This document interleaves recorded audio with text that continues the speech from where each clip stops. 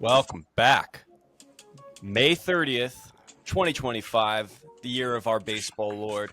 And we are back. It is Jesse with Deferred Collusion, joined as always by Branden Bullinger. It's a World Series rematch, Branden. Dodgers versus Yankees. The Yankees are in town. First time since the World Series last year. But first off, Branden Bullinger, how are you? Nice little tunes. I like that little ethereal sound you're playing for me right now. Thank you, brother Jesse. We are working on an official title track for Deferred Collusion, your favorite podcast. And with you, as always, your favorite host, dude, Jesse, the Julian Casablancas Rowe. Oh, my God. Shouts out to PETA. We're looking out for animals out here. Yep. And I just want to give some love to the missus, dude. I got some cookies. I've had 3 already while we're getting today's episode together for you, the valued viewer. You deserve nothing but the best, baby. And you know what? Since you do, why don't you do yourself a favor and hit that like, maybe that subscribe button. Mm-hmm. Hit us with a comment. Tell us what you're into. We love to hear from you. But thanks for joining us again, as always. Jess, absolutely. The Yanks are in town, baby. Are you as excited as I am? People are running onto the field in Anaheim, trying to get a little piece of that Yankee magic, dude. But it's a good old-fashioned slobber knocker. Yeah. But we do got some bad news, huh?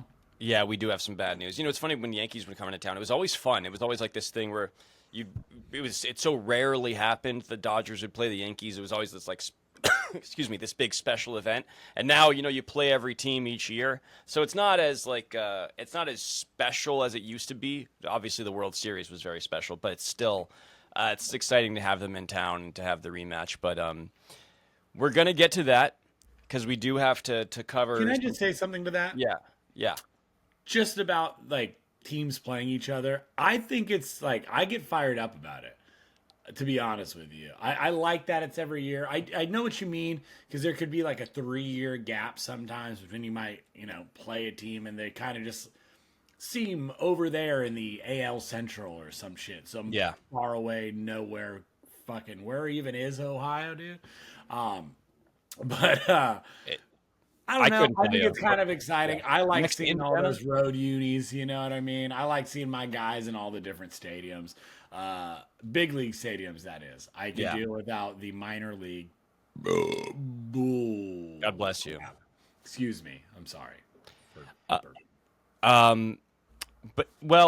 either way, there is some news going into this series that that's kind of unfortunate, but we'll just sort of do a quick little recap because we didn't have time this week to do it. Dodgers losing 2 of 3 from the Mets, and then winning 2 of 3 from the Guardians, having a 600 road trip. Overall, pretty frustrating series with the Guardians, more so than it was against the Mets, only because it did feel like the Dodgers should have swept that series. I made a video reacting to Tanner Scott blowing the lead in the 8th inning of Game 3, which the Dodgers were up 4-1 in the 7th and up 4-2 in the 8th. And Dodger fans have been piling on Tanner Scott what seems like the past few days, because of this is his 3rd blown save in his last 5 appearances. So definitely on a little bit of a bad run here. But I maintain that I do think he got a little bit unlucky in that outing. There was a ground ball to Muncy that took a weird hop, ate him up. It forced him to fall over. Otherwise, I do think they turn a double play on that ball.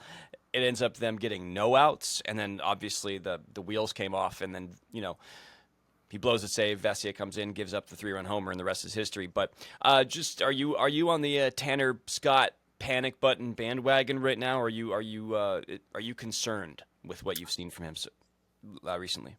I'm worried for sure. I'm not panicked just yet. If you kind of look at the stats, if you back up a little bit, his career, he's been off to a slow start. I don't know about 3 blown saves in 5 attempts, so that is alarming. But 9 earned runs in 4 2/3 innings, by the way. And I think the reason why your average Dodger fan is very concerned is that we saw him in the playoffs miss a lot of bats, right? Yeah. And it seems like that has been the key component that's been missing. He's been giving up hard contact, what feels like all season. Yep. I know that the numbers were a bit better than they are right now at a 4.6 ERA. Really blew up there. But like you've heard, like you've seen, like you've experienced, the Dodgers' pen is just taxed. Too many injuries, obviously. Bullpen has been just fired too many times in too short of a span. I don't know what else to say. Latest victim to that bad news train, Evan Phillips, officially going to get Tommy John's, ending his 2025 series, 2025 season, rather. Making a corresponding move, the Dodgers make a trade for Alexis Diaz with the Cincinnati Reds, who was actually not even on the big league roster at this time. But it seems like they got a game plan. I'm getting, like Brandon Morrow vibes, Jess. What do you think? I mean, fuck, if it's 2017 Brandon Morrow vibes, sure, I'll absolutely take that. I mean, we definitely, I wanted to point out when the Dodgers made the move for Alexis Diaz, it felt like a move that was either reacting to Tanner Scott's struggles or something was wrong with one of the guys that we currently had on the IL. And then literally a couple hours later, we saw the Dodgers transfer Evan Phillips over to the 60-day IL, which was pretty alarming. You thought, oh, shit, okay, that's telling us everything we need to know about this deal. It's definitely a low risk, potentially high reward move to get him because Alexis Diaz was an all-star in previous seasons for the Reds. He was actually in the minor leagues this year. The Reds had optioned him. He'd been sort of struggling, but this is just clearly out of necessity for the Dodgers just to add a fresh bullpen arm that can eat some high leverage moments for this team in any way that they can find, because they are clearly running out of bullets at an alarming rate at a very early time in the season.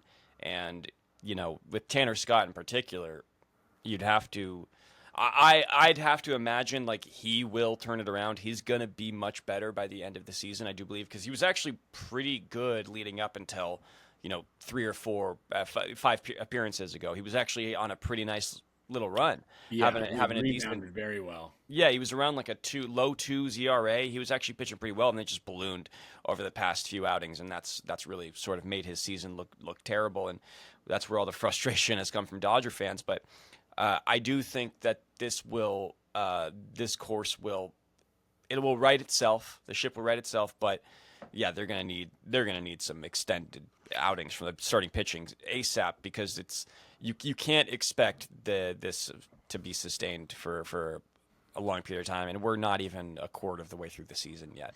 Yeah, guys like Michael we're only barely a third of the way through the season. So guys like Michael Kopech should be returning pretty soon, and I think is it Emmett Sheehan pretty close to coming back? Sheehan pitched a few 2 scoreless innings, I think, in his rehab start. He's probably a few rehab starts away from coming back, but he looked good in his start. Yeah, but back to Tanner. I suggest that he has to shave his beard, needs to grow that hair out. Something's got to change. There's bad juju afoot. Like we correctly deduced on the last episode, Michael Conforto has somehow cursed himself by continuing to have an old Instagram profile picture of him wearing a Giants uniform. Hey, at least we addressed it. He hits a home run, maybe, ball's in his court. Let's get the good juju flowing. Right. That said, with Tanner, it almost looks like you can see him searching for it on the mound. I don't know if it's a feel thing.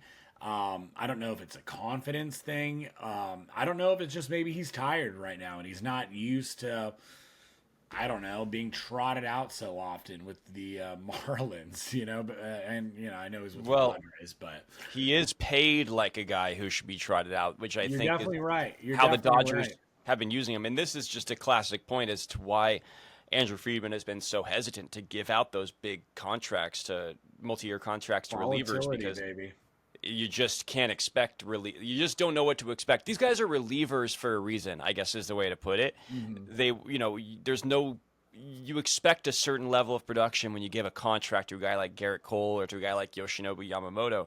When you give it to a reliever, a guy that Well, was, to be fair, Josh Reddick couldn't believe that you I would give know, a guy $325 million who never threw a pitch in the MLB. yeah, Shouts out to Josh Reddick for just staying relevant on just bad takes, being a cheater, bum haircuts. Sorry, yeah. Jess. Keep going. I did see Doug McCain gave a funny take on that where he said that take is aging like 7-Eleven sushi in the sun or something like that. That was pretty fun. But yeah, so I still expect Tanner Scott to figure it out. But yeah, this is why you just don't give these contracts to big time relievers because they're relievers for a reason. I do think he'll figure it out. He'll get there. But yeah, the Jesse, does it give unfortunate you? news here is it really is about Evan Phillips Mhm. getting the Tommy John. That really fucking sucks, and especially with him not pitching in the World Series last year, he will not be pitching the playoffs this year for the Dodgers, and Such a weapon to lose, man. He's been just absolutely a dog for the Dodgers the in the any best role they've Dodgers needed. reliever of the past 3 or 4 years, in my opinion. Yeah, Him and Blake Trinan, obviously, are the two definitely. best relievers. Blake Yeah, has been ridiculous. yeah. So second best reliever of the Dodgers over the past 3 or 4 years. Yeah, since becoming a Dodger, his wow, uh, his ERA in 21 was a 3.48, in 22 a 1.14, 23 a 2.05, last year 3.62. I mean, you know, zero ERA this season, only in 7 games, one save, but yeah, man, he's I love watching him pitch. He's such an unassuming guy. He reminds me of like Ross Stripling in that way, right? Like a guy that you think is just, hey, that guy's pretty big for a, tax agent or fucking accountant. Like, oh no, Oh he's yeah, a fucking closer for the Dodgers. That's fucking insane. yeah. I mean, Sorry for he cursing. no, he was a total blessing in disguise. Like Diamond in the Rough came out of nowhere for the Dodgers. Did not expect him to be much for them. I would actually compare him more to Ben Casparius in a way, or I would compare Ben Casparius Ooh, to Evan Phillips. I like that Did comp. not expect much of Evan Phillips when the Dodgers started pitching him. And then he became one of their most important bullpen weapons. And now you see that Ben Casparius has sort of filled in that role a little bit this year, even though he's probably doing a little bit more long relief than Phillips ever Yeah, did. Um, I definitely. still think that like the Dodgers have found a really, really, really important bullpen weapon with Ben Casparius, and it's a compliment to compare him to Evan Phillips because Phillips has just been a marvel for the Dodgers, and I do wish him a speedy recovery. And Tommy John, at this point in his career, you'd hope that that he can recover, but that's going to be tough. That's going to be a tough road for him. Hey, but Um, Evan's a dog. yeah. We're rooting for you, big guy. I know Tanner's your boy, and I know maybe this has shook him a little bit. Maybe like we were talking about with Glass now. Maybe Tanner, we don't know him too well, right? He's new to the team. Maybe he's a feel guy like Glass now, and if something isn't feeling great, it cascades, screws with his confidence. Jesse, you'll notice that he didn't speak to the press. I've heard different people have mixed feelings about that. One of my good buddies, big old Dodger guy, but kind of felt like Scott should sit there and face it. He's like, hey, man, Kershaw, the fucking, Mount Rushmore captain of this team with superstars everywhere, the Babe Ruth of our generation. Shohei Ohtani is only second on the team in terms of, pull to this guy, Kersh. I mean, he would. So I don't know. It's just this. I don't know. I don't know. No, I don't know what to do for Tanner. Do you just start putting him in lower leverage situations? Well, I think that's what the Dodgers were kind of doing against the Guardians because he came in the seventh. I mean, he was the Dodgers closer over the past 5 or 6 weeks to start the year, and then he comes in and he's going in the seventh. He wasn't there to finish the game, clearly. Yeah. So I do think that the Dodgers were kind of trying to give him a reprieve from the closer role, and then this happened. I'm going to attribute. I do think that ball took a bad hop on Muncy, which I do think would have been a double play had he been able to field it normally, and we might not be talking about this right now. So I'm just going to assume that Scott will figure it out. I don't think that there's any reason to like hate the guy this early in the season when the Dodgers are in first place. And, up until 5 appearances ago, he was actually pretty good. So let's. Do you think there's a little bit of that is on Dave for setting him out that second inning in Cleveland after getting the out in the first? Or is it like you said, hey, man, you're getting paid the big bucks. You should be getting out there. And like my buddy was saying, like, hey, Kershaw would have been out there in front of the media kind of eating it up. Like, you owe us a little explanation. We're paying you. Like, are you Yeah. in that camp that you think Tanner Scott kind of like owes us after like wearing it like that as fans to kind of just tell us what the hell's going on, especially as a new guy to the team? Or do you think fans need to just back off a little bit and like, hey, let's let him right the ship? No, I do think that if Tanner Scott gets paid like an elite closer, then you have to be used like an elite closer, and that's just that's fine. Like, how could you possibly argue with that logic? But I do think, yeah, sure. Like, I think you could make an argument that Dave has been tinkering and experimenting a little bit, and maybe he always makes mistakes. It happens for every manager every year. But like, the fact of the matter is, Dodgers pitchers need to go longer in games. Like, Kershaw in this game only went 5 innings. They're stringing a rotation by committee here. Dustin May, who's actually been very good, he's barely ever pitching past the 5th, 6th inning anymore. So, and he's like their most reliable starter outside of Yoshinobu Yamamoto right now. So Crazy. that's just where the Dodgers are at. And who would have thought to start the year like how important Dustin May would be to this team at this point? So, Or Landon Knack.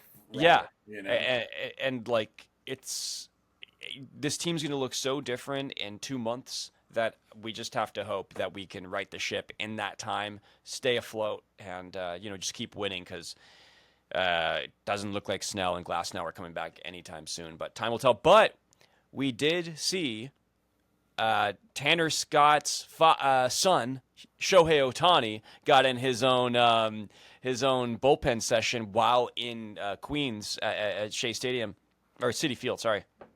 And dude, I thought this bullpen session was like must-see television. The whole team is behind the dugout. Kike is like just fully locked in, and Shohei just looked nasty. I mean, his splitter was dancing all over the place. His cutter looked good. His fastball looked good. Apparently, he was sitting like low to mid 90s, and that's just an awesome sign. Just what was your takeaway when you saw him pitch? I do think that the pitching angle too that we saw at Citi Field really helps just make him look so much nastier. You know what I thought when I saw Shohei pitching was, I was like, fuck yeah. Excuse me for cursing, but I was so fired up that I was like, I gotta find the equivalent of like, hey, bada bada bada bada bada, so wing bada in Japanese, because I just want to do that while Shohei's warming up on the backfields. Just just give him a little chirp. Just let him know we're all there with him. But no, it got me fired up. It feels like nature's healing itself, and like we're getting back to where we want to be. Jess, you'll remember this time last year, we were just mired in injury, just skies falling, almost like the 2025 Boston Red Sox. It's just crazy what injuries just do to your season. It's just ravaging. Now, it opens the debate here, because the Dodgers obviously want Shohei to pitch, and he will pitch. But do you? I've seen this sort of floated around, being where the Dodgers are at with pitching injuries, where they're at with their bullpen. Are you open to the idea of Shohei being a reliever for this season? Because that seems to be one of the talking points out there, that Shohei Ohtani could actually be a Dodgers high leverage reliever, perhaps even a closer this year. Short answer, it gets so much lead in my pencil. I'm so fired up, dude. Okay. So you're on the Shohei bullpen train. Short answer, that gets me right there. Taking a closer look at it, it's kind of like, what do I find more valuable, right? Like Shohei pitching a little bit, or his bat. Like, if this affects his bat, I don't know that I need it. He's already on pace to, or he's already broken like every Dodger offensive record. I think he's the first Dodger ever with 20 home runs and 10 stolen bags in the first 50 games of a season. He's on pace for another 50-50 season right now. It's absurd. Yeah. So, if he throws on a 3.5 ERA out of the pen in 46 innings or something, including playoffs, I think that's probably one of the best seasons ever. But I don't know. I don't know if it's more valuable to just kind of wait it out and try and make him a starter. I honestly don't know because, hey, is the pen the best spot if you can get 5 innings out of him? But to your point, man, the pen is faltering right now because starters can only go 5. Yeah. So I actually think that it makes. I would love to see Shohei in a reliever role. I think that there's a chance we're going to see that one day, to be honest, totally possible. Yeah, but I do think it one day, but I'm just for this. Yeah. For now, the investment that you've made, Shohei, last time we saw him as a starting pitcher was this dude. He was pitching into the 7th inning consistently. This dude was so good as a starting pitcher, and obviously the Dodgers need him to be a good starting pitcher. They need that length. But I also think it would just be better for him to be a starting pitcher just for the sake of his routine, because I think it might upset his routine to not know what days he's coming in to pitch. You know, he's going to be a reliever at any given moment. I just think it's better if he can keep things on a schedule for himself. Totally. I do think though, if he did become a reliever, it would be in a very specific role, already discussed. Hey, here's the part of the lineup we want you to hit. Whether that's the 7th, 8th, 9th, this is the situation we want you for. I could see that, right? But again, this is kind of further out after I think he makes a few appearances, whether that's, as a opener, or maybe going 2-3 innings. Because Jess, here's the thing we haven't even touched on. There's no way he's going to go on a rehab assignment. Right.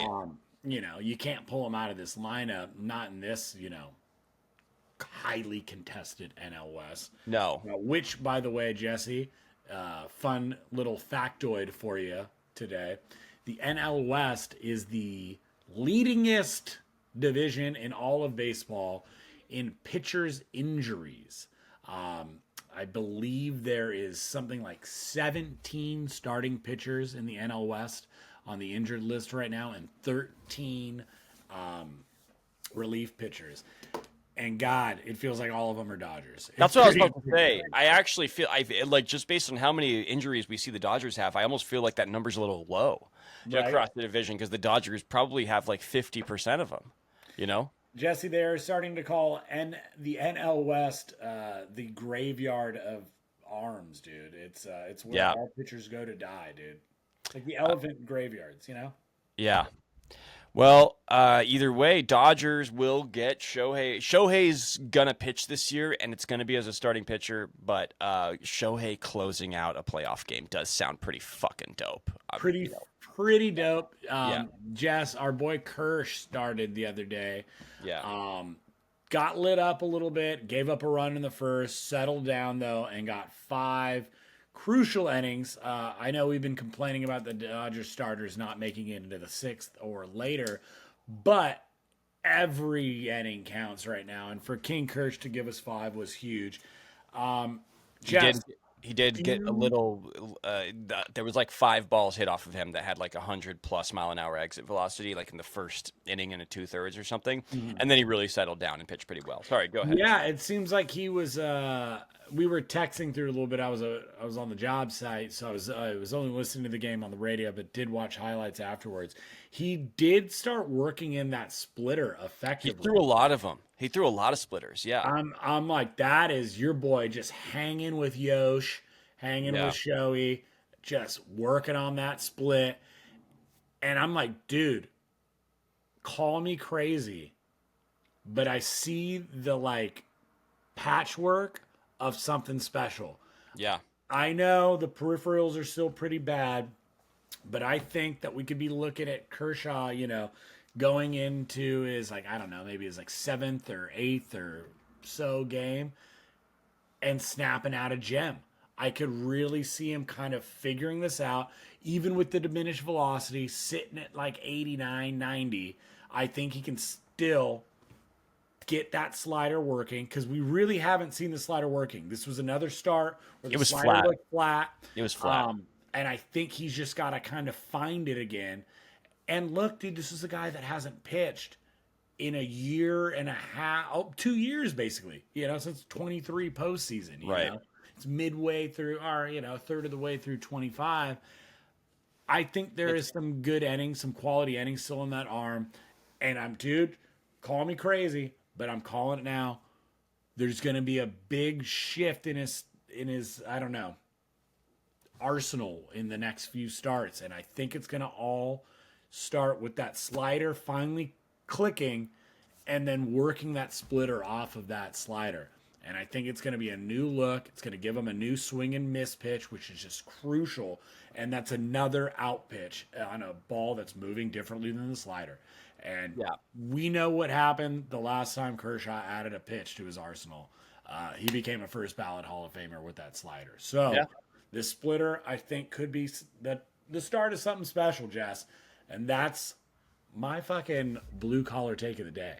I love that. I like the idea of because I've been saying for a long time that Kershaw, the only thing that he missed in his arsenal was a changeup of some kind. He would throw it occasionally, but to have that change of direction, but also especially with diminished velocity, it's going to be so important that that's an effective pitch, because if you don't have that sharp cutting slider anymore that you used to have, then your curveball is less effective, your fastball is less effective, and then you're more hittable. So the changeup is going to be very important. He probably throws it like 10% of the time, 8% of the time, which is fine. And I like it. I'm into it. I just want to see him throw more innings. I don't need Kershaw to be a 2.53 ERA guy. He could be closer to 4 if he has to be. Just give some innings, pitch, close around 6 innings to start, and I think that he's going to be great. Jesse, Kershaw, and what's happening, is happening to all great pitchers. All great ball players, they get older. Kershaw used to be a chainsaw, right? He had the velocity, he had the hard breaking stuff, he had that big looping curve. He could challenge you and beat you. Now he's a handsaw. Hey, it still works. You just got to keep the blade sharp, keep those teeth filed in. And I think that's what we're seeing right now is he's filing those teeth on the blade. And it's not going to have that, it's not going to have that fire that it used to have, but it's going to get the job done, and it's going to get it done well. Yep. And you can quote me on that, dude. Deferred Collusion, ball knower. Wow. Strong ending to that. Let's get to the meat and potatoes here, Brando, because the Yankees are back in town. Rematch for the 2024 World Series. Dodgers, Yankees. Game 1 is tonight. You'll probably see this episode in the middle of Game 1. Max Fried versus Tony Gonsolin. A little bit of bad news before this series starts. We just found out that Mookie Betts will not be in the lineup tonight. He is getting some imaging done. He's getting x-rays from a stubbed toe. Brutal. And that, we're going to hope for the best, but it's a little scary because whenever x-rays are involved, that suggests that there's some pain where you don't want it to be. And that is the kind of journalism that you, the valued viewer, get here and nowhere else at Deferred Collusion. You just have to hope it's not a broken toe. Yep. My king, go off, dude. Thanks, baby. But either way, Max Fried, this dude's been arguably he's definitely been the best pitcher in the American League, arguably best in baseball, 1.29 ERA, 7-0. He's been awesome against Tony. He's going up against Tony Gonsolin.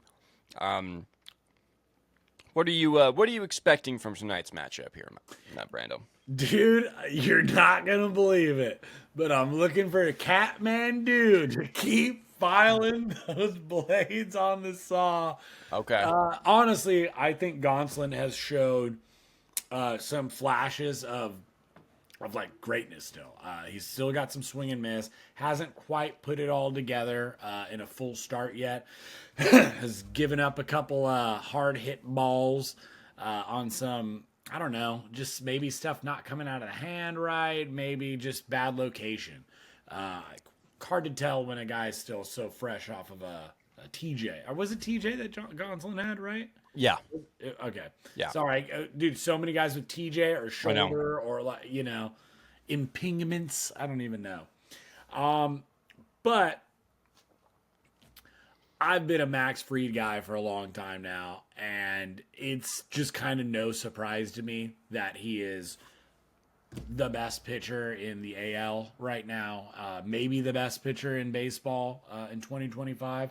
Jess, would you say that ERA is 129? Yeah. Sub one whip. It's just, I don't know. He's great. Such a great signing by the Yanks. Well, He's he's a full blown ace, you know. carried them. I thought losing Garrett Cole was like a death sentence for them. They've Definitely. clearly been the best team in the AL East, maybe the American League entirely, and a big part of it is him. He But has to be been fair, dude, unbeatable this year. The AL East has been just a complete disappointment this Hmm. season. It is Yeah. a dog shit division that nobody wants to win. The Blue Jays, after everything gave them credit for signing Santander and Vladdy, $500 million. They're a 500 team. The Yeah. Red Sox, hey, we got Bregman, but we're not going to spend any more. Rafi, you put your glove away. Now play here, now play here. We're blowing knees out. It's been a dog shit season for the Red They Sox. even went out and traded for and extended their Cy Young candidate, Garrett Crochet, and he's been great. And He's been great. they're still like no better than they were last year. Dude, we didn't even talk about Walker getting thrown out of that game last Oh week yeah. for that just terrible strike Well, call. I think there's some call. like residual stuff because Lindor was barking at him a little bit in that game, and then Walker tweeted about him after the game, I believe.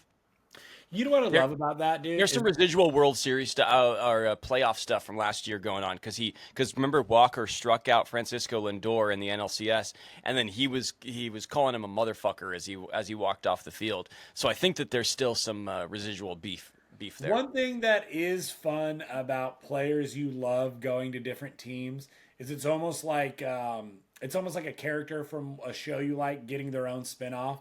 It's like, oh, dude, I forgot Walker's in Boston now. Or it's like an expanded cinematic universe. Yeah, yeah, yeah. Right. Whoa, I like BCU. that. That's the baseball expanded universe. Whatever. It's like when like Falcon becomes Captain America. You know what I mean? Like they change characters. They're in Did different you see? movies. Did you see Thunderbolts? I didn't. I did wasn't. not either. I did. Yeah. I'm not a nerd, dude. No, I'm just kidding. Yeah, Dude, I fell off the Marvel bandwagon. I heard it was good. My wife and I Yeah. almost saw it. We went and saw Sinners instead, which was dynamite. I heard that was good. I've been meaning to go see it. Yeah, It's worth going and seeing it in the theater. Yeah. Honestly, That's what I heard. I think. But anyways, that's not what we're talking about. You Sinophile, dude. Yeah, Get dude. together, dude. we could do movie reviews. I'm fine with that. Dude, shit. I don't watch movies much anymore. Yeah, I was watching like last night, watching like reality. We were watching the Bravo Summer House reunion. Like, Nice. yeah, like You I'm know just what? I'm not as much of a cinephile as I used to be, Brandon. We were watching Up last night with my daughter, and Oh, yeah. I kind of got emotional within the opening It's a part pretty of the emotional movie. opener. Well, Yeah. I just I got a kid now, and I'm thinking about my own mortality. I'm getting older. Like, God, what if I lose my wife, dude? Like, I can't afford a house in this economy. I know. And I just gotta I watch know. some baseball, dude. Like, crash out. You know what I did watch was was pretty fun is Nathan Fielder's new show. It's Nathan Fielder's show, Oh. the rehearsal. Fucking incredible if you haven't seen it, watch it. But also the studio on Apple Plus was kind I've of heard fun. that's great. Yeah. Yeah, it's kind of fun. So Gotta that's give what it I've a been look, watching dude. lately. Yeah, but you know what I'll be watching tonight, dude? Game one, our Yeah. Doyers versus Yanks. Jace. Oh my gosh, I just called you Jace, but I meant to Jace. call you Jess. Jess, there's a little bit of, do I say drama before this game? Aaron Judge, I guess, had a little comment about some of the Dodgers supposed shit talking after the World Series. So Yeah, so a lot of it seems like it's tied to two players. It seems like it's tied to Chris Taylor's comments and to Joe Kelly's comments after the World Series against the Yankees.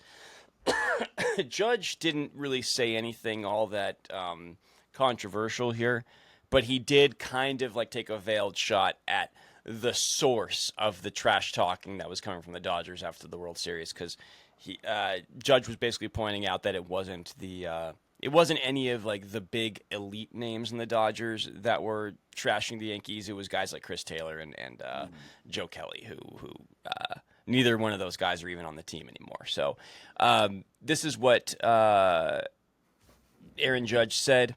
He responded to the Chris Taylor shitting down your leg comment that we've all come to grow and love at this point. He said, "I feel." He said, "You're really not trying to look much into it.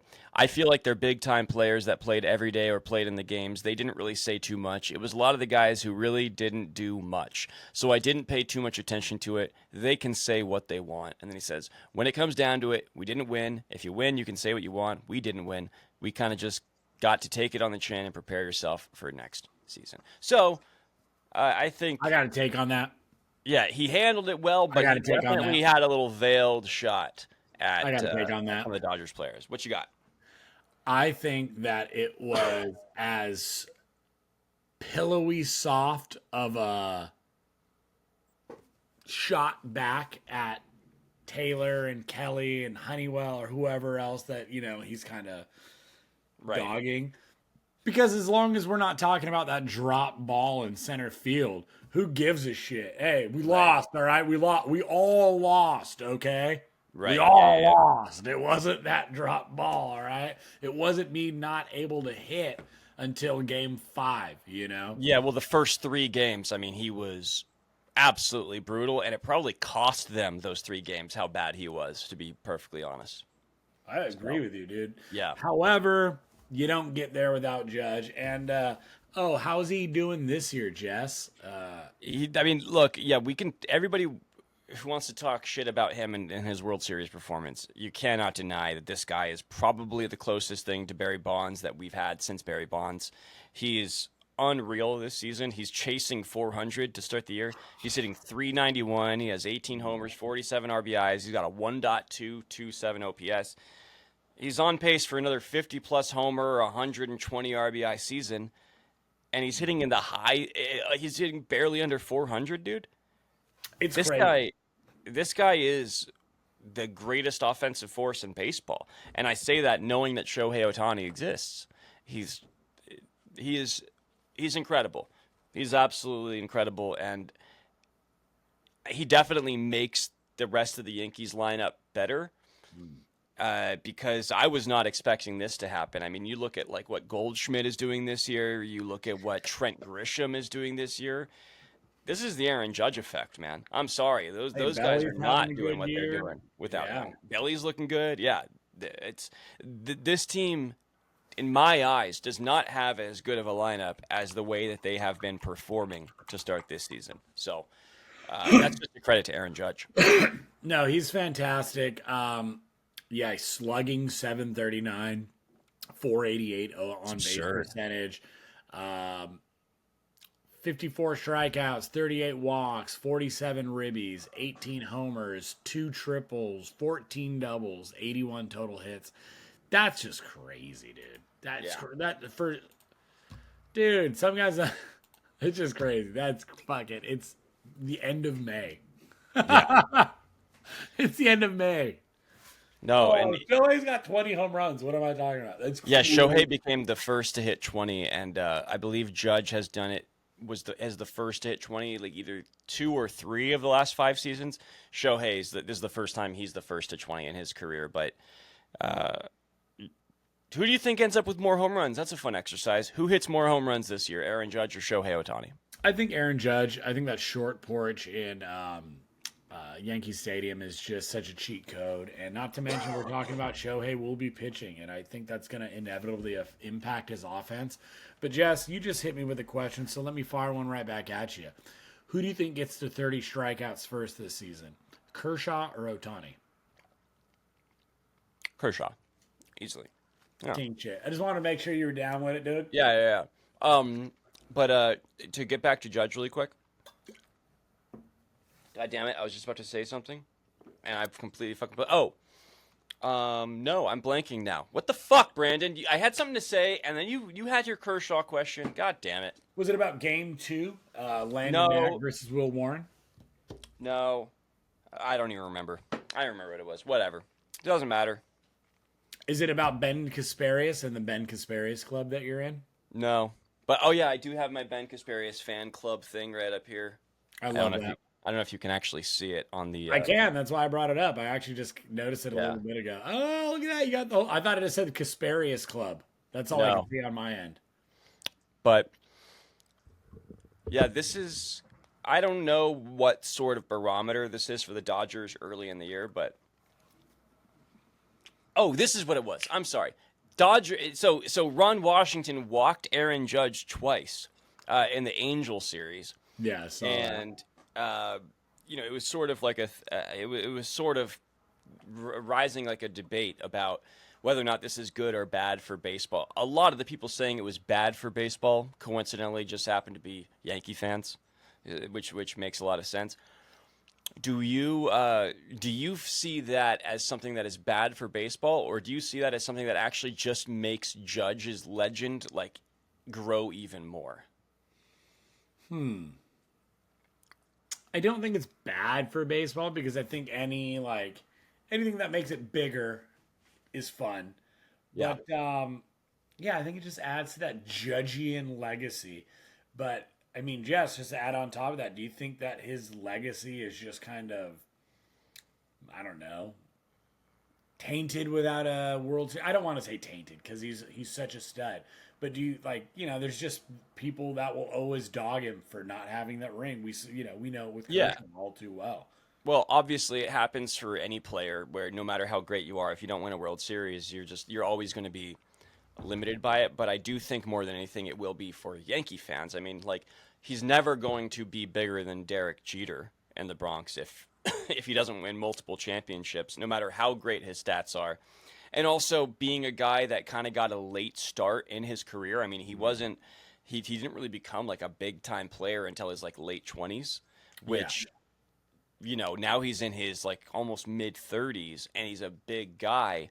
It's possible that his career isn't going to have the longevity of other careers of like all-time greats. So he's not going to hit 600 or 700 home runs, even though that he could have had he gotten an earlier start. So I think more so he just needs to win one for this era of Yankees baseball to really solidify himself as like a true Yankee all-time great. Because I don't think that there's any doubt that like he's arguably, in terms of talent, like one of the best. And this is an outfield with Mickey Mantle. Was Lou Gehrig a first baseman? I forget. But yeah, like one of the best outfilders the Yankees have ever had, if not like a top 2 outfielder the Yankees have ever And they had. had Ichiro. Well, yeah, right.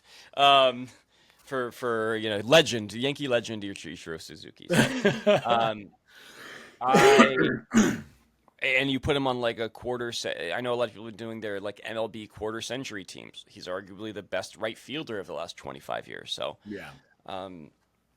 I just think they need to win one, but it's not going to happen because the Dodgers exist, Brandon. Unfortunately for them Yankees. And Trent Grisham. How do you say it? Trent Grisham? Grisham, yeah. Oh no, he's a curse, dude. It sucks. He's cursed. Yeah.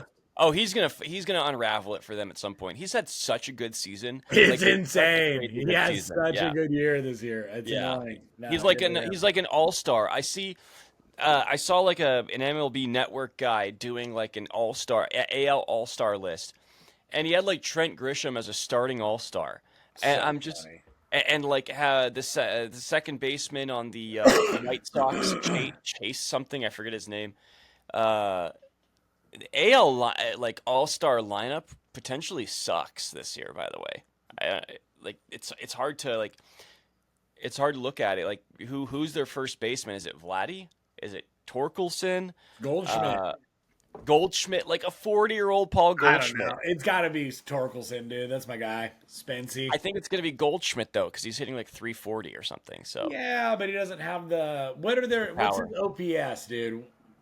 Look up Torkelson's. I'll look at Goldschmidt's. Yeah.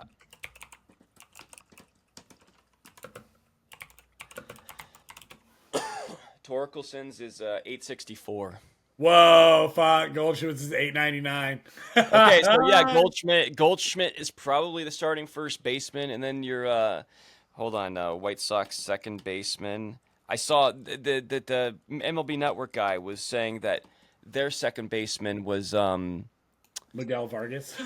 no, although Miguel Vargas has been playing pretty well, dude. He's been actually playing pretty well from what I've seen. He's like, I guess he made like a little adjustment that has really paid off. Who's this fucking second baseman I'm thinking of? But yeah, either way, it just seems like the American League is so far behind the National League right now in terms of talent. But you know, we shall see. Sorry, we're not really sticking the landing with this ending here, brother. No, it's all good, Jess. Real quick before we start wrapping it up, I did just Chase Mydroth is his name, by the way. Chase, we love you, Chase. Yeah. Just as it stands, real quick, the American League East, dude. The Yankees have the biggest lead in baseball right now. It's 6.5 games. They're 35-20. The Rays are 29-27. Blue Jays are 500 at 28-28. The Sox are at 27-31, and the dog shit Orioles are 20-36. American League Central, Tigers 37-20. They are 6 games up of the Guardians 30-25. Twins 30-25. Royals 30-27. The Royals are one of the more disappointing teams this year, dude. I really was hoping to see them like kind of grab the division, but damn, dude, them Tigers are for real. Just like the White Sox are for real dog shit at 18-39. Yeah. And then the American League West, dude, I got to start at the bottom because my pick for the American League West winner, 23-30 for the Nobody Athletics. The Angels, after that super hot win streak, are still 25-30. Rangers 27-30. Stros 30-26, and the first place Mariners by a half game 30-25. Jess, hit me with them National League standings, Daddy-o. I think you were just trying to be edgy with that Athletics pick, bro. I don't know what you were thinking. You were just trying to be like, oh, if I get this right, everybody's gonna call me a genius kind of move. It was low risk. Can I tell you what I really felt and why Yeah. I picked them? Is that I thought that it was gonna be like, I don't know, like the Sandlot, and they were gonna have some home field advantage. They would get to know Sutter Health home. It's been the opposite. Yeah, no, and that's Yeah. on me. Egg on my face as a ball knower. You got to know when to fold them. And Yeah. that was me. 9-19 at that fucking stadium, and now they're already talking about how like A's players are sick of it already. So not a good start for the non-Oakland Athletics era. National League East. Currently, with the best record in baseball, the Philadelphia Phillies are 36-21, but the New York Mets are right on their tails, 1 game back, 35-22. The Braves are 26-29, 9 games back. Nationals are 26-30. Nationals have some good players, dude. I know that they don't have a great record, but like Soto trade, dude. that Soto trade is looking pretty good for them right now. It's one of the best trades of this century. Yeah. Dude. I'm not kidding. Dude, C.J. Abrams has been so good this year. He's one of the best shortstops in baseball, and James Wood is a true superstar, like a true superstar. And when you consider how Mackenzie Gore is like leading the league in strikeouts right now, That's what I was about to say, dude. Mackenzie Gore is leading the league in strikeouts. so this is a ridiculous haul for Juan Soto that the Nationals are reaping the rewards of. I think they're going to be really good in the next couple of years. And then the Miami Marlins are dog shit. They're 12.5 games back. Leading the NL Central, the Chicago Cubs are 35-22, followed by the surprising St. Louis Cardinals, 2.5 games back at 32-24. Milwaukee Brewers 30-28. Cincinnati Reds are 500 club, and then the Pittsburgh Pirates are bringing up the rear. And then we move up to the National League West. Of course, your Los Angeles Dodgers are 34-22. They're 2 games up on the Padres at 31-23. Then followed by the Giants, who have dropped a little bit to 31-25. And then Arizona just can't seem to close the deal this year. They're 27-29. And then the Colorado Rockies are just barely trailing. They are keeping it competitive at 25 games back, 9-47. They have a minus 175 run differential. They are on pace for the worst run differential in the history of baseball. So, yeah, that's where we are. That is where we're at. They're on a pace for a 500 and minus 525 run differential, minus 500 runs. If that's not enough to get you to start drinking, I don't know what is. I mean, dude, these guys are just hyper competitive, and to have to eat it like that is tough. And I think that ownership should be forced to make a really tough look in the mirror and go, hey, the way we run this business isn't working. We don't put a competitive product on the field. They are 3-25 on the road, dude. Is that 3-25? So I thought I misheard you. I mean, dude, that's like, I feel like a college team could be better than that. Like, I'm serious. I feel like a college team could be better than that. Dude, give the Toledo Mud Hens a call, dude. Let's get them up here. Let's see how they do. Get the Savannah Bananas up here. It'd be better. Hey, at least they'll sell some tickets. Yep. And that's a crazy thing. There's no incentive for the Rockies to get any better. They actually, I think the Yankees were in town, and they were selling like 40,000 seats during that series. They're still selling tickets. That's a terrible sign to send your ownership group if you're a fan base. Like, you have to boycott this ownership group, because otherwise they're gonna keep fucking pinching pennies if you keep buying tickets. Keep getting away with this. You can't let them get away with this. But Yankees Dodgers rematch starts right now, so I'm sure you guys are watching as you watch this. Yama goes in Game 3. It might be against Rodon. We're not sure. It'll either be Rodon or it'll be former Dodger Ryan Yarbrough. So that'll be kind of fun. But he did have a fun little quote, Jess. Yarbrough was asked about what's he going to do when he gets his ring, and he said that he's going to hide it from the Yankees players as quick as he can because he'll be getting it this weekend, as a visiting player. So shouts out to Ryan Yarbrough, World Series champion, and shouts out to my guy, Large Fry, Jesse, the Julian, Casablancas, Rowe, Crespi Zone. Look at the little rookie of the year, dude. Whoa! By the way, movement. I found this card. It's a Nolan Ryan autographed card, and I had to actually look up if it was like a real Nolan Ryan autograph. Turns out it is. Whoa! Just so happens that I have it. So I don't know if it's worth the money, but it's very cool. It's very fucking cool. But yeah, man, that's super rad. Well, that's the kind of daily surprises you can expect from Deferred Collusion. I'm gonna sell it. Favorite space to enjoy a little baseball talk. It's like you're in the break room. You're just talking with a couple buds. We love you. We love hearing from you. Please hit us in the comments. Send it to your friends. Like us. Subscribe to us. Do all that stuff. It helps tremendously. Jess, you got anything to add, brother? Nothing. My voice is going. I'm going to go gargle some tea and honey right now. Nice. So I apologize for all the coughing. Fuck yeah, I'm cracking into these cookies. I've been such a good guy about them, dude. Are those special cookies, Brandon? They're not, but there is dark chocolate chips, a little bit of sea salt on top, and potato chips inside. What? Yummy. Dude, Ruffles. We got Ridges. Go Dodgers. Brandon, you gotta play us out, buddy. Oh no, I'm not prepared, dude. Give me a memento, baby. Yeah. I should have had that ready, and boy, did I not.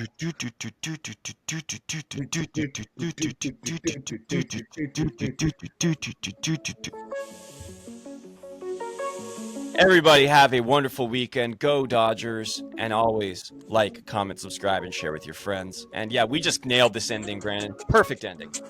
We are consummate professionals. Boy, did we just ramble on. We're really rambling. I don't know when to end it. Keep it going, dude. 3, Trying to get some ad revenue, dude. 2, Wait, what? 1. Wait, we're not monetized yet? Yeah. Oh, that sucks.